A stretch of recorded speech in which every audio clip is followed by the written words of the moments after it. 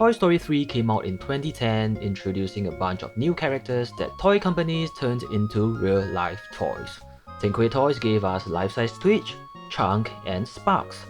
I bought them 2 years ago back in my unboxing 2 video, and even though they look pretty good, I am a nitpicker and I am seeing quite a few inaccuracies that I'm dying to fix, so we will do that today. However, we are still missing a member. I'm sure we've all dreamt about having a complete Lotso scan collection, but what's available to purchase are just too small until now. Finally, 13 years later, in 2023, our dream has come true. A life-size Stretch made by Sidtoys from Instagram. You can contact him directly on Instagram to get yours, or if you have access to Taobao, you might be able to save a bit on shipping like I did when I bought mine using their forwarding services. This comes with the user certificate and some bonus accessories like the Monopoly note and Connect 4 tokens, which briefly appeared in the gambling scene in Toy Story 3. I think it's such a considerate inclusion for us to create that very scene without having to hunt down these minor pieces. As for Stretch herself, I think she looks amazing. The sculpting is close to, if not exactly the same as the promotional images. I love the glitter that is sprinkled all over her body, making her pop out even more. She is made of soft vinyl, I think, which makes her nice and squishable. Her limbs are flexible but not stretchy, which I assume in the movie is made of slime? I don't think it's possible to make that in real life. I mean, it's not even easy to make this in one piece with all her legs. Look at Mattel for instance, they had to cut her body in half and Cobb had to glue all 8 legs one at a time, forming this unsightly seam line. Well, this is the ingenious piece of machine that Sidtoys came up with to ensure all 8 legs are attached to the body, and it seems like they had individual metal molds, which is just so incredible to see. No wonder Sidtoys gave up on making it for us. After 13 years, we finally have a movie-accurate size Stretch to go with all these toys, and I'm beyond excited. Mine, however, has a little paint flaw here, which is kinda sad since it's not exactly cheap. My other little complaint is that her color seems too dark. She should be lighter and actually slightly translucent so that we can see through her slightly. Other than that, I think she is a must-have in any Toy Story collection, so make sure to get yourself one. Now we have to deal with the other 3 villains, starting with Twitch. As mentioned in my Sidtoys unboxing video, I wanted to make a custom hand for him to hold the staff. And in that video, I reviewed a Twitch staff that I thought was accurate, but now that I've done more research, it does seem like it's missing a ton of details, so I will be making one of my own. Fortunately, 1 year ago, Gus Toys on YouTube uploaded a video on Twitch, and in the description he shared the 3D model of the staff. So thank you Gus Toys. I scanned Twitch's hand into the computer and started messing around with the staff to make it more accurate. Some details on the staff are quite blurred out, so I went in and sharpened them. And then, like what we did in the aliens video, we are back to surface noises to give the staff some texture. Upon closer inspection, it does seems like the staff has some scratches, and that is what I'm going to give it as well. With the staff done, it's time to clench that fist. I masked a finger and started to rotate it inward, and then move up a joint to rotate it further. And then you can do the same for the rest of the fingers. The rotations did mess up some of the details, so again we are going back to add in the details one stroke at a time. And guess what? It's surface noises again. But this time we mask the fingers because they should stay smooth. And it's done. To double check, I scanned in the Sidtoys stuff and realized that our stuff is too thick. Normally it's a good thing to be thick, but for screen accuracy's sake, we have to make it thinner. And we are ready to print. Unfortunately, my Mighty 8K is too small for the entire stuff, so I'm going to cut it in half and add a key to combine them, and that should allow Twitch to hold the stuff without exposed seams. While the printer is doing our work for us, I am going to fix Sparks.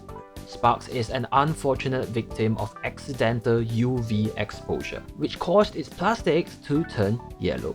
Guys, please make sure not to use fluorescent light in your rooms where your toys are, otherwise it's going to be bad.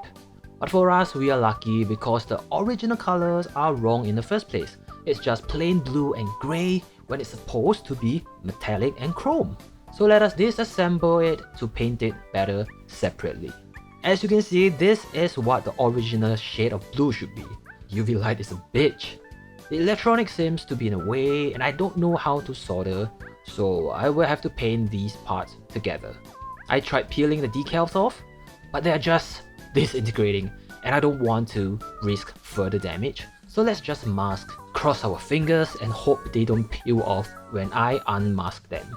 I'm using a pen knife to go around the edges to make sure we have a neat mask job and everything is covered up. Painting was a roller coaster because of my need to get it perfect. I got this metallic blue spray can which I thought I could just use for all the parts and call it a day, but the yellowing on the plastic is actually affecting the shade, making it metallic yellowish blue, which defeats the purpose of a repaint obviously, so I'm removing the paint to start afresh. This time I painted them gloss black because I heard it brings out the metallic effect, which is true, but not accurate to the shade of blue on Sparks because it's just too dark. It's nice, but too dark. So let's try two different methods. First, I'll do a white base instead, then the spray can. The second method is the one I was trying to avoid because it's just too tedious. It's black base, metallic silver, then airbrush transparent blue that I used for Gabby's eyes. A quick comparison shows that they are both wrong.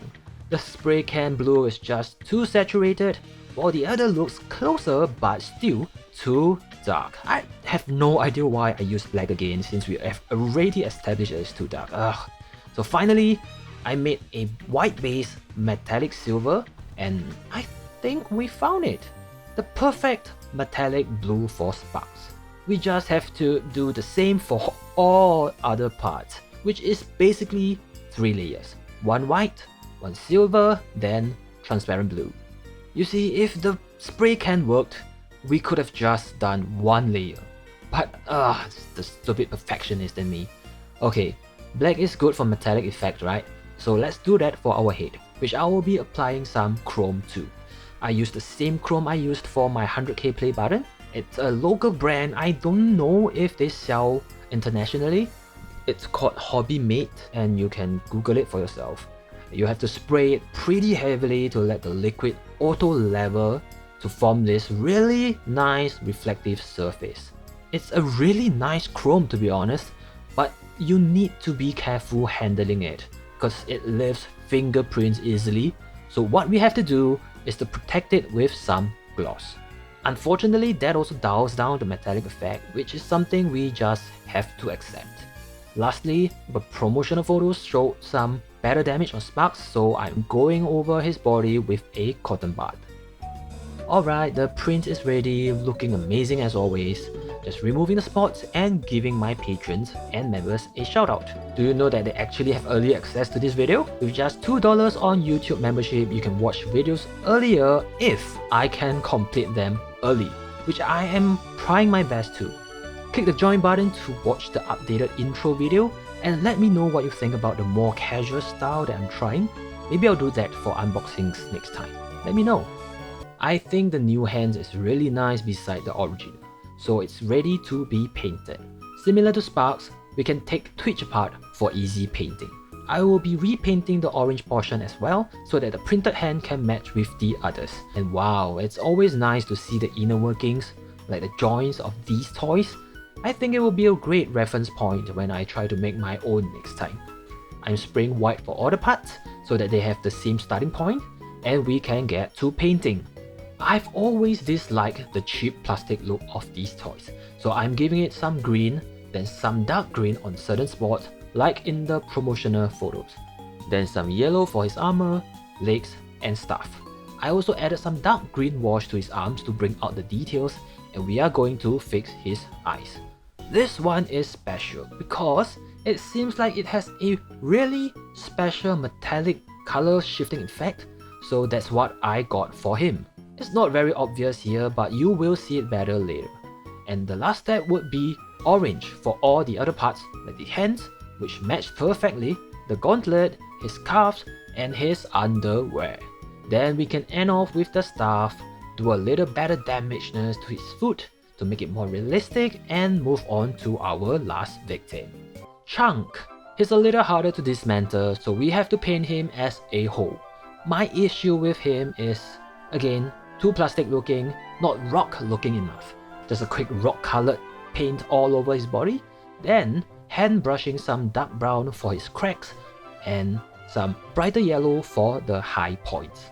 Last but not least, his eyes are supposed to be metallic, so we are going to give him the same chrome, and then transparent blue and transparent red, and we are done. Tada! Lotso's gang, life-size, screen-accurate repaint, finally complete. I will be sharing the Twitch hands and stuff on my Patreon for free, so please go ahead and give your Twitch a much needed upgrade.